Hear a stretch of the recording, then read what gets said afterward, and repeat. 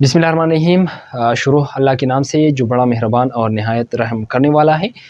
So viewers, आज हम first year biology का जो फर्स्ट चैप्टर है उसको हम स्टार्ट करने जा रहे हैं और आज का ये पहला लेक्चर है फर्स्ट ईयर बायोलॉजी के फर्स्ट चैप्टर का। ठीक है, तो हम पहले इंट्रोडक्शन करेंगे। इंट्रोडक्शन में बुक में इंट्रोडक्शन में ये लिखा है, यानी सेल थ्योरी के बारे में उसने टच दिया है। तो हम मॉडर्न सेल थ्योरी के बारे में आज डिस्कस करेंगे और इसके अलावा इंट्रोडक्शन बायोलॉजी का इंट्रोडक्शन जो है उसके बारे में डिस्कस करेंगे। फिर हम जो है techniques use and cell biology discuss करेंगे। आज हम सिंपली इंट्रोडक्शन करेंगे और सेल थ्योरी के बारे में हम डिस्कस करेंगे। ठीक है, तो आते हैं बायोलॉजी की तरफ। तो आप लोगों ने जो है 8th 9th और 10th में जो है बायोलॉजी का डिफिनीशन ऑलरेडी पढ़ा होगा, लेकिन यहाँ मैं आप लोगों को जो है दोबारा समझाने की कोशिश करता हूँ। तो बायोलॉजी ग्रीक वर्ड से निकला है। इसमें 2 वर्ड्स है, 2 वर्ड्स का कंपोजिशन है, बायो और एक है लॉजी। बायो का मतलब है लाइफ, ठीक है, और लॉजी लॉगस से निकला है, तो इसका मतलब ये है टू स्टडी। ठीक है, यानी बायोलॉजी में हम लाइफ के बारे में स्टडी करते हैं। सिंपली लोग कहते हैं कि biology is the branch of science which deal with the study of life, लेकिन आजकल जो है एडवांस डिफिनीशन इस्तेमाल होते हैं, लेकिन मुख्तलिफ लोग मुख्तलिफ डिफिनीशन करते हैं। लेकिन मैं जो लिखता हूँ वो ये इस तरह है कि it is a natural science. Biology is a natural science in which we deal with the study of living organism या living things। ठीक है, तो इसके बारे में हम डिस्कस करते हैं। लेकिन याद रखिए कि it is a natural science in which we deal with the study of living things।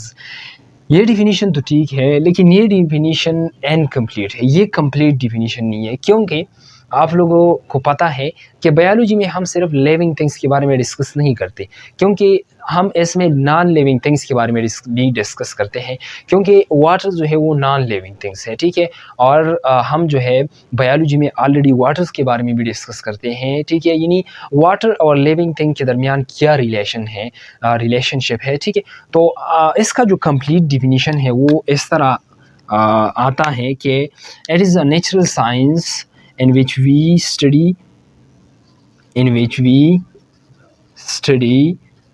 the relationship between living and non-living things। ठीक है, इसका ये डिफिनीशन कंप्लीट है। ठीक है, इसका मतलब यह हुआ कि लिविंग और नॉन लिविंग थिंग्स के बारे में हम डिस्कस करते हैं बायोलॉजी में, क्योंकि वाटर नॉन लिविंग है, तो इसलिए क्योंकि लिविंग थिंग्स और नॉन लिविंग थिंग्स के दरमियान जो है जो रिलेशनशिप है उसके बारे में जब हम स्टडी करते हैं तो उसको हम क्या कहते हैं, बायोलॉजी। ठीक है, ये तो डिफिनेशन था जो मैंने लिखा यहाँ पर। अब बायोलॉजी को हमने डिवाइड किया है 3 ग्रुप्स में। ठीक है, 3 ग्रुप्स में डिवाइड किया है बायोलॉजी को। एक है ज़ूलॉजी, दूसरा है बॉटनी, तीसरा है माइक्रोबायोलॉजी। तो यहाँ पर 2 वर्ड्स है ज़ूलॉजी में, एक है जू और एक है लॉजी। जू का मतलब होता है एनिमल्स और लॉजी का मतलब है स्टडी। तो यहाँ पर हम एनिमल्स के बारे में स्टडी करते हैं। ठीक है, जब भी हम एनिमल्स के बारे में स्टडी करेंगे तो उसको हम क्या कहेंगे, ज़ूलॉजी। यानी और ये भी याद रखिए कि जिस एक स्टूडेंट हो उसने जो है ज़ूलॉजी में एजुकेशन हासिल की हो या एनिमल्स का स्पेशलिस्ट हो तो उसको हम क्या कहेंगे, ज़ूलॉजिस्ट। ठीक है, जो एनिमल्स का स्पेशलिस्ट होता है इसको हम ज़ूलॉजिस्ट कहते हैं। या फॉर एग्ज़ाम्पल मैं अगर डॉक्टरों की बात करूँ, मुख्तलिफ डॉक्टर्स होते हैं, हर बॉडी के जितने पार्ट्स है, हर पार्ट का, हर सिस्टम का एक स्पेशलिस्ट होता है। जिस तरह कार्डियोलॉजिस्ट है, हार्ट का स्पेशलिस्ट है, इसके अलावा आर्थ्रोपेडिक सर्जन या आर्थ्रोपेडिक जो डॉक्टर होता है हड्डियों का। ठीक है, इस तरह ऑप्थेल्मोलॉजिस्ट है, आई का जो स्पेशलिस्ट होता है, डर्मेटोलॉजिस्ट है, स्किन का स्पेशलिस्ट। तो इस तरह एनिमल्स का जो है एक स्पेशलिस्ट होता है जिसने ज़ूलॉजी में जो है एजुकेशन हासिल की हो एनिमल्स की स्टडी में, तो उसको हम ज़ूलॉजिस्ट कहेंगे। बॉटनी है, तो बॉटनी जो है इसमें हम प्लांट्स की स्टडी करते हैं। ठीक है। और जिस बंदे ने जो बंदा प्लांट्स का स्पेशलिस्ट हो तो हम उसको बॉटनिस्ट कहेंगे, ठीक है। इसके अलावा माइक्रोबायोलॉजी है तो दो वर्ड्स हैं, याद रखिए, एक होता है मैक्रो जो MACRO है और एक है माइक्रो। तो मैक्रो लार्ज को कहते हैं, लार्ज चीज़ को जब हम हमें जो है नेक्ड आई पे हम उसको देख सकते हैं तो उसको मैक्रो, और माइक्रो बहुत स्मॉल चीज़ें, छोटी चीज़ें जिसको हम अपने जो नेक्ड आइज है उस पर नहीं देख सकते। तो माइक्रो का मतलब है स्मॉल, ठीक है, और बायोलॉजी का मतलब है, बायो का मतलब है लाइफ, और लॉजी का मतलब स्टडी, यानी स्मॉल माइक्रोस्कोपिक ऑर्गेनिज्म के लाइफ के बारे में जब हम स्टडी करते हैं तो उसको माइक्रोबायोलॉजी कहते हैं, या the study of microscopic living things, the study of microscopic living things, ठीक है। इसमें हम microscopic living things basically micro organisms हैं, और माइक्रो ऑर्गेनिजम्स में बैक्टीरिया आता है, वायरस एट्सेट्रा, ठीक है। और जिस बंदे ने माइक्रोबायोलॉजी में तालीम हासिल की हो, ठीक है, माइक्रो ऑर्गेनिज्म का स्पेशलिस्ट हो तो हम उसको माइक्रोबायोलॉजिस्ट कहेंगे, ठीक है। ये तो हो गया डिवीजन। अब आते हैं एक अहम चीज़ की तरफ जो बुक में आप लोगों के फर्स्ट ईयर बुक में लिखा है, सेल थ्योरी या मॉडर्न सेल थ्योरी, ठीक है। तो सेल थ्योरी का जो फार्मूलेशन है, history of formulation of the cell theory, तो उसके बारे में हम डिस्कस करते हैं कि कौन से साइंटिस्ट ने जो है सेल को डिस्कवर करने में जो है वो काम की है, तो हम उसको डिटेल से डिस्कस करते हैं। अच्छा, तो यहाँ पर history of the formulation of cell theory, यानी सेल थ्योरी किस तरह सेल जो है वो किस तरह डिस्कवर हुआ, उसमें कौन से साइंटिस्ट थे जिसने उसमें जो है ये सेल जो है इसको डिस्कवर करने में काम की है, वर्क की है, ठीक है। तो हम इसको वन बाय वन डिस्कस करते हैं। एक साइंटिस्ट था जिसका नाम था एरिस्टोटल,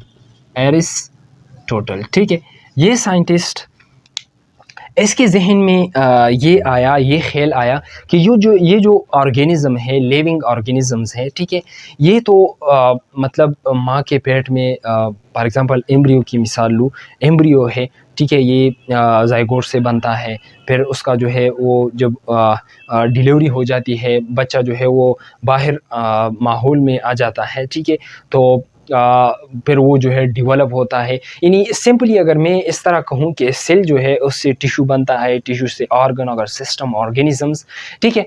तो इस तरह उनके जहन में ये ख्याल आया कि ये जो लिविंग ऑर्गेनिज़म हैं, इसमें एक ऐसी चीज़ है इसके अंदर जिस पे ये ऑर्गेनिज़म डिपेंड करता है, उसके बग़ैर ये ऑर्गेनिज़म लाइव नहीं रह सकता, या इसके अलावा इसके बग़ैर ये जानदार पैदा भी नहीं हो सकती। तो इसके जहन में ये ख्याल आया, ठीक है, कि लिविंग ऑर्गेनिज़म जो है, लिविंग ऑर्गेनिज़म ये डिपेंड करता है किसी चीज़ पर जो इसके अंदर है, उसकी वजह से ये बढ़ भी जाते हैं, इसकी वजह से वो पैदा भी हो जाते हैं। तो ये इसने एक वर्ड इस्तेमाल की जिसको हम क्या कहते हैं, एफिजेनेसिस वर्ड इसने इस्तेमाल की।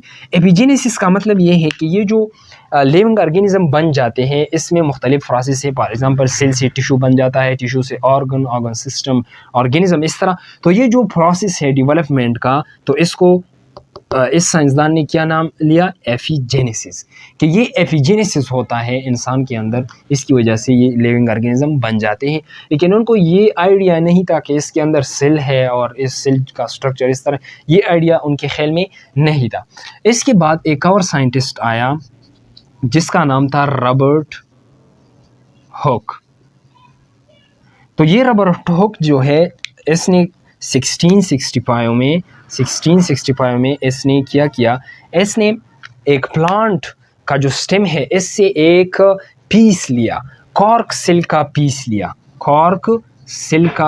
लिया इसने प्लांट के स्टेम से, ठीक है। लेकिन ये जो सेल था ये डेड फॉर्म में था, ये क्या था, डेड सेल्स है, ठीक है, डेड सेल। तो उसने ये लिया और माइक्रोस्कोप के ज़रिए इसको देखा, तो इसने कहा कि ये जो कॉर्क सेल का जो पीस है, इसके अंदर कंपार्टमेंट्स बने हुए हैं, इसके अंदर कंपार्टमेंट्स बने हुए हैं, यानी या चेम्बर्स बने हुए हैं। ये जो कार का पीस लिया इसने, तो उसने कहा कि इसके अंदर कंपार्टमेंट्स है, चेम्बर है, खाने हैं, ठीक है। इस तरह खाने हैं, इस तरह खाने हैं हेक्सागोनल, ठीक है। इस तरह इसने कहा कि इसमें इसके अंदर क्या है, इस तरह हेक्सागोनल खाने हैं खाली, ठीक है। तो इसको ये जो हनी कम्ब होता है, ठीक है, जो शहद की मक्खी होती है उसका जो घोंसला होता है, जो कम्ब होता है, इसको हनी कम्ब कहते हैं। तो उसने कहा कि ये जो कॉर्क सेल है ये हनी कम्ब की तरह है, ठीक है। तो उसने ये बात की, ठीक है। और ये इसने एक वर्ड जो है वो डिलीवर की सेलुला का, क्योंकि कंपार्टमेंट्स जो चेम्बर्स जो खाने होते हैं इसको लैटिन वर्ड में इसको सेलुला कहते हैं। तो सेलुला का मतलब है सेल, और सेलुला का मतलब है कोई खाली चीज़, ठीक है। जो हनी कम है इस तरह का खाली उसको जो है वो चेम्बर्स नज़र आए, तो उसने इसको नाम दिया सेलुला, और सेलुला का मतलब है सेल, यानी एक खाली एम्प्टी चीज़, ठीक है। फिर इसके बाद एक और साइंटिस्ट आया, इसके बाद एक और साइंटिस्ट आया जिसका नाम था एंटन लीवन हॉक। इसने क्या किया, इसने ये किया कि पॉन्ड्स में चले गए, यानी तालाब में चले गए, और तालाब में इसने जो है एक ऑर्गेनिज्म वहाँ से पैक की, और उसने जो है स्टडी की उस ऑर्गेनिज्म को, ठीक है। उस ऑर्गेनिज्म को उसने जो है एंटन लीवन हुक ने माइक्रोस्कोप के ज़रिए स्टडी की। तो इसने कहा कि ये जो पॉन्ड्स में जो ऑर्गेनिज्म मौजूद था, जो ऑर्गेनिज्म मौजूद था, इसको इसने जो है क्या नाम लिया, एनी मॉलिक्यूल, ठीक है, ये नाम उसने दी। इसका मतलब होता है कि स्मॉल, यानी छोटे छोटे माइक्रो ऑर्गेनिजम्स, इसका बेसिकली ये मतलब है, ठीक है। तो इसने ये वर्ड डिलीवर की। एंटन लीवन हुक ने पॉन्ड्स में ऑर्गेनिज्म, एक ऑर्गेनिज्म जो है उसको उठाकर जो है माइक्रोस्कोप पर स्टडी की, और इसको उसने नाम दिया एनी मॉलिक्यूल, यानी छोटे माइक्रो ऑर्गेनिज्म, ठीक है। उसमें मुख्तलिफ माइक्रो ऑर्गेनिज्म थे। फिर उसने जो है ये जो एनी मॉलिक्यूल थे, तो उसमें इसने कहा कि इसमें लिविंग सेल है, ये बेसिकली क्या है, लिविंग सेल है। और याद रखिए कि ये फर्स्ट साइंटिस्ट था, फर्स्ट साइंटिस्ट एंटन लीवन हुक, जिसने डिस्कवर किया लिविंग सेल, जिसने डिस्कवर किया लिविंग सेल। ये तो यहाँ पर रॉबर्ट हुक ने डेड सेल लिया था, लेकिन इसने लिविंग सेल डिलीवर की, और ही सिर्फ ये कहा कि ये जो ऑर्गेनिजम्स हैं ये लिविंग सेल से बने हैं, जो ग्रो करता है, ठीक है। तो इसने सिर्फ यहाँ तक ये बात की, सिर्फ इसको देखा कि ये लिविंग सेल है। इसके बाद एक और साइंटिस्ट आया जिसका नाम था बैप्टिस्ट डेलामार्क। बैप्टिस्ट डेलामार्क ने 1809 में क्या किया कि इसने बेसिकली कहा कि ये जो सेल्स हैं, ये जो सेल्स हैं, इसने कहा कि लिविंग सेल है, ठीक है। फिर उसने रिसर्च स्टार्ट की कि ये लिविंग सेल तो यहाँ पर मौजूद है लिविंग ऑर्गेनिजम्स में, लेकिन ये जो लिविंग सेल है ये बेसिकली इससे बन जाता है टिश्यू, फिर टिश्यू से बन जाता है ऑर्गन्स, फिर ऑर्गन से बनता है ऑर्गन सिस्टम, और इसके बाद ऑर्गेनिज्म बन जाता है। तो उसने ये बात कही, ठीक है। यानी इसने कहा, बैप्टिस्ट डेलामार्क ने ये बात की कि cell is the basic structural and functional unit of living organism, functional unit of living organism. Baptiste de Lamarck ने कहा कि ये जो सेल्स मौजूद है, बेसिकली ये ऑर्गेनिज्म किस तरह बन जाता है कि ये जो सेल है टिश्यू बन जाता है इससे, फिर ऑर्गन्स, ऑर्गन सिस्टम, और इसके अलावा क्या है, ऑर्गेनिज्म बन जाता है। तो उसने फिर ये डिफिनीशन की कि cell is the basic structural and functional unit of living things, यानी ये सेल है असल में। इसने एरिस्टोटल ने कहा था कि कोई चीज़ है लिविंग सेल के अंदर जिसकी वजह से वो ग्रो करता है, ठीक है, और उस पे वो डिपेंड करता है। तो वो बात यहाँ पर उसने कंफर्म की कि ये सेल है जिसकी वजह से लिविंग थिंग्स जो है वो बन जाती हैं बेसिकली और ग्रो कर जाते हैं और इस तरह ऑर्गेनिज्म बन जाता है। फिर इसके अलावा इसके बाद एक और साइंटिस्ट आया जिसका नाम था रॉबर्ट ब्राउन। इसने 1831 में इसने क्या किया कि इसने न्यूक्लियस को स्टडी किया, न्यूक्लियस को डिस्कवर किया, देखा, ठीक है। इसको इसने क्या किया, न्यूक्लियस को इसने डिस्कवर किया। किस तरह? इसने सेल में देखा और कहा कि सेल का जो सेंट्रल पोर्शन है वहाँ पर एक सर्कुलर चीज़ मौजूद है जिसको हम न्यूक्लियस कहते हैं। जिस तरह फ्रूट्स होते हैं तो फ्रूट्स के अंदर सेंट्रल पोर्शन में वहाँ पर सीड्स मौजूद होते हैं। तो उसने कहा कि जिस तरह फ्रूट्स के जो सेंट्रल पोर्शन है वहाँ पर सीड्स मौजूद है, तो इस तरह सेल में एक सेंट्रल पोर्शन मौजूद है जिसको हम न्यूक्लियस कहते हैं। फिर इसके बाद एक और साइंटिस्ट था जिसका नाम था मैथियस श्लीडन।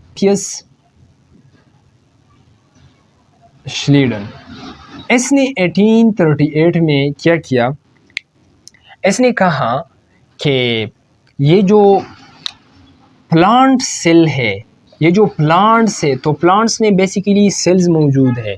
जिस तरह इसने बात की कि प्लांट्स में ये जो रॉबर्ट हुक था तो उसने डेड सेल के बारे में जो है स्टडी किया था, लेकिन इसने ये कंफर्म किया कि प्लांट्स में इस तरह भी सेल्स मौजूद है जो प्लांट उस पर डिपेंड करता है, इसकी वजह से ग्रो करता है, पैदा भी हो जाते हैं, डेवलप हो जाते हैं, ठीक है।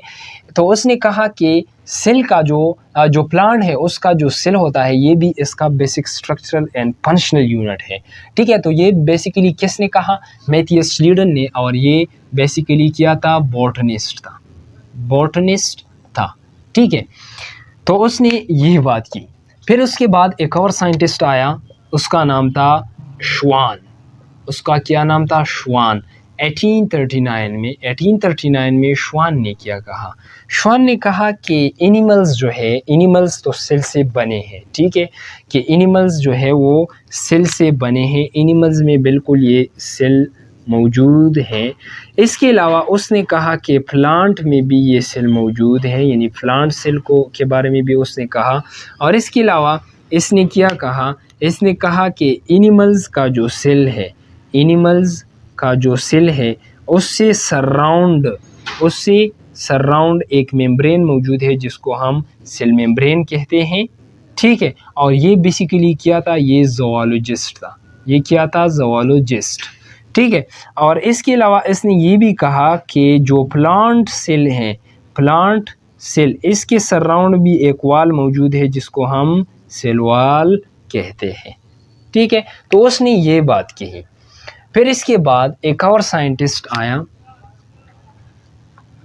इस तरह माइक्रोस्कोप में इसके साथ साथ माइक्रोस्कोप जो है वो डेवलप हो रहा था। तो जब भी माइक्रोस्कोप डेवलप होता रहा तो ये जो साइंटिस्ट थे वो सेल के बारे में जो है अच्छी तरह फिर जानते थे, स्टडी करते थे, रिसर्च करते थे, ठीक है।